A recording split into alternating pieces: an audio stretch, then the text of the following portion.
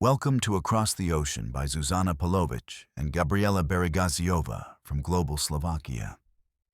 This September, support our Kickstarter and pre-order your copy of How Slovaks Settled America. Each week we share powerful sections that bring the Slovak immigrant journey to life. Now, let's return to Lipany in 1894, where faith, tradition, and family carried Slovaks through both joy and hardship.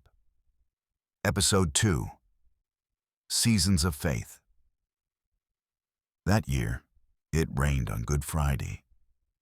The village elders said that rain on this holy day was a promise of a good harvest. Juraj, like countless farmers before him, watched the sky with reverence. He believed God wrote messages into creation, subtle omens meant for those who knew how to see. And so the gentle drizzle affirmed what his heart longed for, that this year his land and his family would be blessed with abundance. It was with this hope that the Sobotas stepped into the Easter season. On Sunday morning, Anna dressed the children in their finest kroje. Marianka stood still as her ribbons were tied, while Jakub beamed in his tiny vest, proud to look like his father. The Easter basket, carefully prepared, carried not just food but layers of meaning. Ham for prosperity, eggs for rebirth, salt for health, and sweet bread for Christ's sacrifice. Anna draped it with a cloth embroidered by her grandmother, as if all the women who came before her walked with her to the church.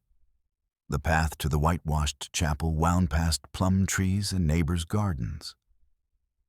That morning, it seemed to Anna that every ancestor walked beside them.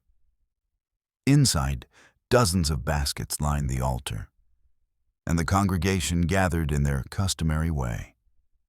Men at the back, women in the pews, children in front.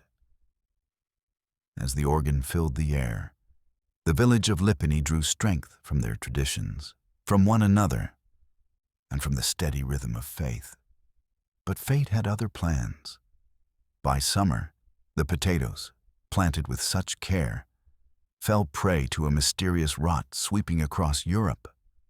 The rye fields yielded little. The promise of Good Friday's rain had been false, and by autumn, another poor harvest left the Sobotas with dwindling supplies. From dawn to dusk, Juraj and Anna labored. Their hands blistered from tying bundles of rye, their backs bent digging potatoes one by one. Yet when the last wagon rolled into the barn, their faces fell. Despite all their prayers and toil, nature had withheld its bounty again. Was this a test? A punishment? Or simply bad fortune? These questions haunted them as the long winter of 1894 set in. Anna inventoried their stores: potatoes stacked in baskets, mushrooms strung up to dry, jars of sauerkraut glowing faintly in the dim light. She knew in her heart it would not be enough. Fear, ancient and familiar, settled in her chest.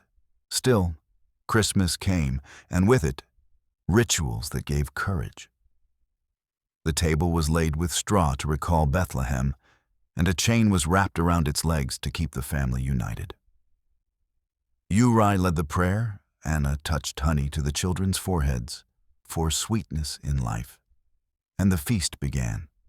Thin wafers, mushroom soup, dried apples, bal key drizzled with honey, and plump dumplings filled with sauerkraut.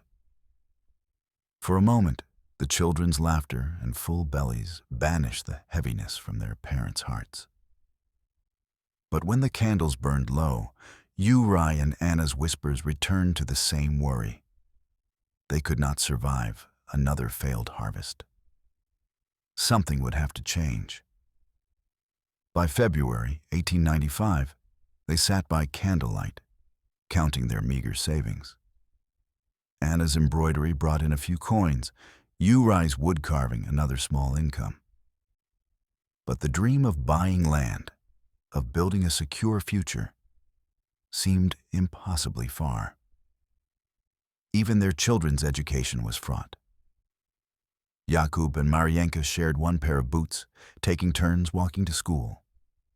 The teacher there spoke only Hungarian, mocking their Slovak tongue. Little wonder they preferred tending goats, chickens, and a single mischievous piglet, where laughter replaced shame. Life in Shawrish County offered few choices. Boys became farmers, girls became wives. The Sobota's children were already learning these roles. Jakub watching the skies beside his father, Marienka gathering eggs with her mother. And so the rhythm of life carried on. Familiar, predictable, but unforgiving. Still, great journeys often begin not with grand gestures, but with small things. And for the Sobotas, change would begin with something as simple and as fragrant as a string of smoked klobasa. But before that turning point, let us turn our gaze across the Atlantic to a very different world, one that would soon call to families like the Sobotas. Thank you for listening to Across the Ocean by Zuzana Palovic and Gabriela Bereghazyova. If today's story moved you, support our Kickstarter and pre-order How Slovaks Settled America today. Learn more about the book and Global Slovakia's mission at globalslovakia.com. Until next time, let's remember the courage of those who crossed the ocean before us.